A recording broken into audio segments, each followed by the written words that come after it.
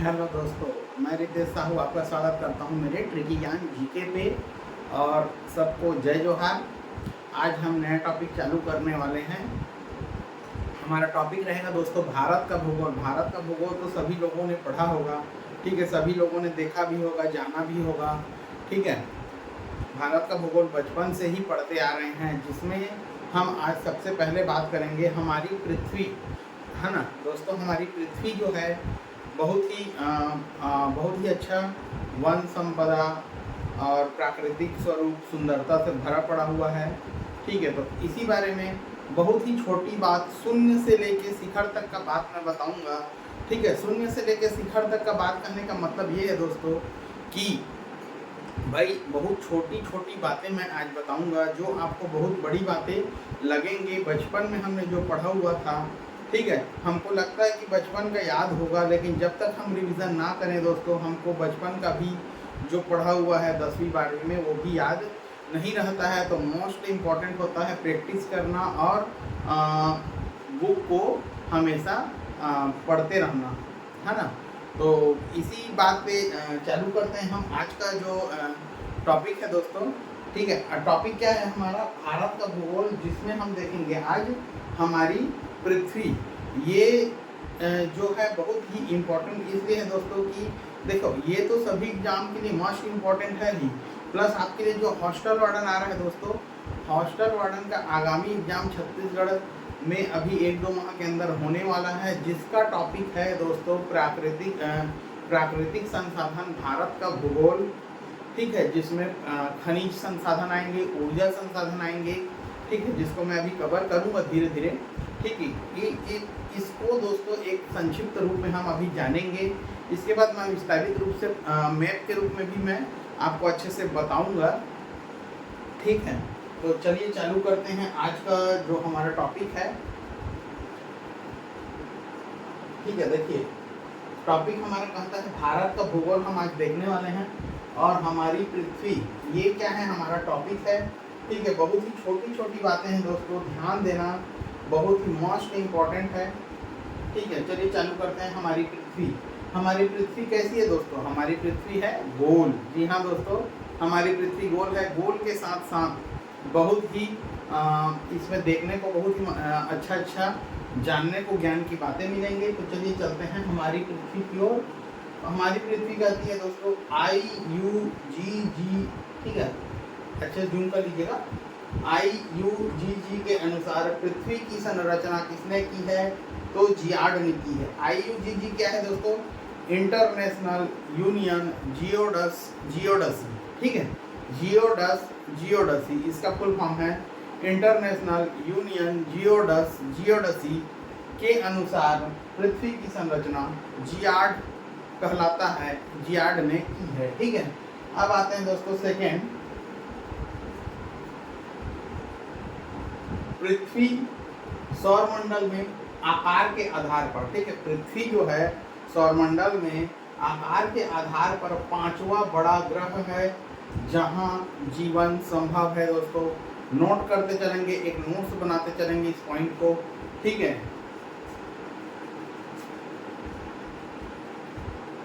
5वां बड़ा ग्रह है जहां जीवन संभव है।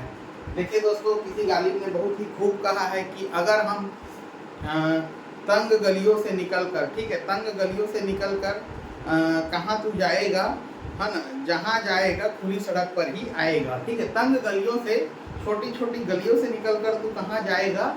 अगर तू उस गलियों से निकल गया तो खुली सड़क पर ही आएगा, ठीक है। तो भाई हम छोटे छोटे चीज़ों से नहीं भाग सकते, ठीक है। हमको अगर पढ़ना है तो शून्य से लेके शिखर तक को हम छुएंगे दोस्तों। तो चलिए आगे देखते हैं कि अगला क्या बोलता है। अगला बोलता है दोस्तों सूर्य से, ठीक है। ये एक एक पॉइंट है दोस्तों, हमारी पृथ्वी के अंदर आएगा ये, ठीक है। मैं रेड कलर में लिखा हुआ हूँ। देखिए पहला बोला पृथ्वी सौरमंडल में आकार के आधार पर 5वां बड़ा ग्रह है जहाँ जीवन संभव है। दूसरा, सूर्य से पृथ्वी का स्थान, ठीक है, सूर्य से पृथ्वी का स्थान तीसरे क्रम पर है। नोट करेंगे, तीसरे क्रम पर है, ठीक है। पृथ्वी का अपने कक्ष पर घूमना, देखिए दोस्तों, कक्ष अलग है, अक्ष अलग है, ठीक है। कक्ष पर झुकाव, पृथ्वी का अपने कक्ष का झुकाव पूछेगा तो 66 डिग्री है। पृथ्वी का अपने अक्ष पर झुकाव, ठीक है, अक्ष पर झुकाव पूछेगा तो 23.5 डिग्री है, ठीक है। ये इसके बाद दोस्तों देखते हैं पृथ्वी अपने अक्ष पर पश्चिम से पूर्व दिशा में घूमती है, ठीक है। पृथ्वी क्या करती है, अपने अक्ष पर पश्चिम से पूर्व दिशा में घूमती है दोस्तों। कहाँ घूमती है, पश्चिम से पूर्व दिशा में। बहुत ही इंपॉर्टेंट है, नोट करके रखेंगे। क्वेश्चन 1 वर्ड में आते हैं, सभी व्यापक एग्जाम, सभी पीएससी एग्जाम के लिए हैं दोस्तों, चाहे आप किसी भी स्टेट से हों, ठीक है। पृथ्वी का सबसे निकटतम ग्रह अगर मैं कहूँ तो वो है शुक्र ग्रह दोस्तों। पृथ्वी का सबसे निकटतम ग्रह पूछूं तो शुक्र ग्रह है। और पृथ्वी का एकमात्र प्राकृतिक उपग्रह पूछूं तो चंद्रमा है, ठीक है। ध्यान रखेंगे पृथ्वी का एकमात्र प्राकृतिक उपग्रह कौन सा है, चंद्रमा है। अब हम देखते हैं इसमें परिक्रमण काल, ठीक है। परिक्रमण काल क्या होता है दोस्तों, देखिए यहाँ पर परिक्रमण काल, परिक्रमण काल कहता है पृथ्वी जो है हमारा सूर्य का एक चक्कर 365 दिन, ठीक है। पृथ्वी सूर्य का एक चक्कर 365 दिन 6 घंटे 52 सेकेंड में पूरा करती है। अतः इसी कारण से प्रत्येक साल बाद एक लीप ईयर आता है जो 366 दिनों का होता है दोस्तों। 366 दिनों का जो लीप ईयर होता है वो परिक्रमण काल के द्वारा होता है। और यही जो है पृथ्वी जो है सूर्य का एक चक्कर पूरा करने में 365 दिन 6 घंटे, ठीक है, 52 सेकेंड लगाती है, ठीक है। इसको अच्छे से नोट करेंगे और आप लोग इसको अच्छे से याद रखिएगा, ठीक है, बहुत ही इंपॉर्टेंट है। अब देखते हैं दोस्तों ऋतु परिवर्तन। भाई हमारे पृथ्वी में ऋतु परिवर्तन किस कारण होता है, भाई जानना भी जरूरी है कि दिन रात क्यों होते हैं, ऋतुओं में परिवर्तन क्यों होता है, ठीक है। कि भाई पतझड़ का मौसम आ गया, ठंडी का मौसम क्यों आ गया, ठीक है। उसके बाद जो बीच का आर्द्रता वाला रहता है वो आ गया, ठीक है। तो देखिए ऋतु परिवर्तन, ऋतु परिवर्तन भी दोस्तों परिक्रमण काल से ही जुड़ा हुआ है। परिक्रमण काल तथा पृथ्वी का अपने अक्ष पर 23.5 डिग्री झुके होने पर ही, ठीक है। देखिए परिक्रमण काल तथा पृथ्वी का अपने अक्ष पर, ये परिक्रमण काल और जो 23.5 डिग्री झुका हुआ है पृथ्वी अपने अक्ष पर, उन दोनों को मिलाएंगे तो इसलिए ऋतुओं में परिवर्तन होता है दोस्तों, ठीक है। ऋतुओं में परिवर्तन क्यों होता है कि परिक्रमण काल तथा पृथ्वी का अपने अक्ष पर 23.5 डिग्री झुके होने पर ही ऋतुओं में परिवर्तन होता है। परिभ्रमण या घूर्णन काल, ठीक है, या मैं कहूँ परिभ्रमण या कहूँ एक घूर्णन काल।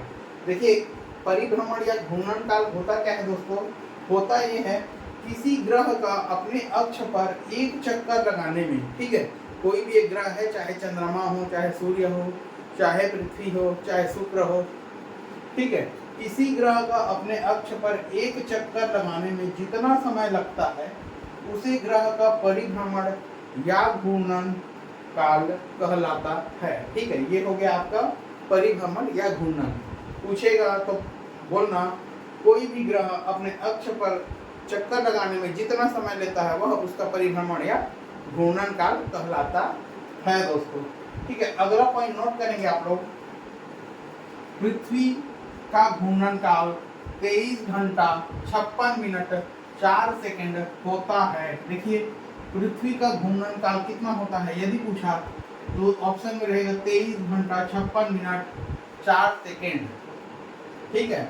अब पूछे दिन व रात होने का कारण, ठीक है, दिन व रात होने का कारण, तो दिन और रात होने का कारण भी यही है दोस्तों, परिभ्रमण काल व पृथ्वी का अपने अक्ष पर 23.5 डिग्री झुका होना का कारण ही दिन व रात होता है, ठीक है। इस पॉइंट को नोट करेंगे आप लोग, दिन व रात क्यों होता है, परिभ्रमण काल व पृथ्वी का अपने अक्ष पर झुकाव, ठीक है। ये जहाँ ऋतु परिवर्तन होता है वहीं दिन रात होता है, सेम टू सेम है, ठीक है। अगला देखते हैं सूर्य का प्रकाश पृथ्वी तक कितने टाइम में पहुंच जाता है। यदि क्वेश्चन पूछा हुआ है दोस्तों, बहुत बार आप लोग उठा देख सकते हैं, सूर्य का प्रकाश पृथ्वी तक 8 मिनट 20 सेकेंड या कहूँ 500 सेकेंड, ठीक है, यदि इस दोनों को नहीं दिया होगा तो आपको ये 500 सेकंड दिया होगा में पहुंचता है। ठीक है, सूर्य का प्रकाश पृथ्वी तक 8 मिनट 20 सेकंड या 500 सेकंड में पहुंचता है। अब देखते हैं चंद्रमा का प्रकाश पृथ्वी तक कितने मिनटों में पहुंचता है, कितने सेकंडों में पहुंचता है। तो चंद्रमा का प्रकाश पृथ्वी तक 1.03 सेकंड में पहुंचता है। चंद्रमा का प्रकाश पृथ्वी तक 1.03 सेकंड में पहुंचता है। नोट करते चलेंगे दोस्तों। अब देखते हैं लास्ट पॉइंट हमारा कहता है पृथ्वी पर 2 का प्रामाणिक मान। ठीक है, 2 का पृथ्वी पर भाई 2 का प्रामाणिक मान 9.8 मीटर पर सेकंड होता है। जहां सबसे अधिक की बात करूं तो ध्रुवों पर होता है, सबसे कम की बात करूं तो भूमध्य रेखा पर होता है। ठीक है, इसको अच्छे से नोट करेंगे दोस्तों। इसके बाद मैं इसी में लेके आऊंगा अक्षांश और देशांतरीय रेखा। ठीक है, अक्षांश रेखा और देशांतरीय रेखा हम पढ़ेंगे। इसके बाद हम चालू करेंगे प्राकृतिक संसाधन, खनिज संसाधन। ठीक है, तो आप लोग अच्छे से इसको नोट करिएगा, बार बार इसको पढ़िएगा, बहुत लाइटली नहीं लेंगे दोस्तों। बहुत ही बड़ी बड़ी बातें यहाँ पर लिखा हुए हैं। भली ये आपको एक छोटा बोर्ड दिख रहा होगा, बट आप अगर इसमें गिनना चाहें तो कितनी बातें इसमें आई हुई हैं अभी मैं गिनवा भी देता हूँ। 1 2 3 4 5 6 7 8 9 10 11 12 13 14 15 16। देखिए दोस्तों 16 पॉइंट है और 16 पॉइंट बहुत ही ज़बरदस्त पॉइंट है दोस्तों, है ना। बोर्ड तो छोटा है बट हम शून्य से अगर चालू करेंगे दोस्तों तो भी हम शिखर तक पहुंच पाएंगे। इस बात को आप लोग अच्छे से ध्यान रखिएगा। और आज के लिए इतना ही है। जो भी मेरे चैनल पर नए बनते जा रहे हैं वो सब्सक्राइब करते चलेंगे, वीडियो को लाइक और शेयर जरूर करें। आज के लिए इतना ही है दोस्तों, स्क्रीनशॉट ले लेंगे। इसके बाद मैं वीडियो को अभी ऑफ करूँगा, है ना। अगला वीडियो इसी पर रहेगा, अक्षांश रेखा और देशांतरीय रेखा। ठीक है, तो चलिए आज के लिए इतना ही है। जय छत्तीसगढ़, जय जोहार।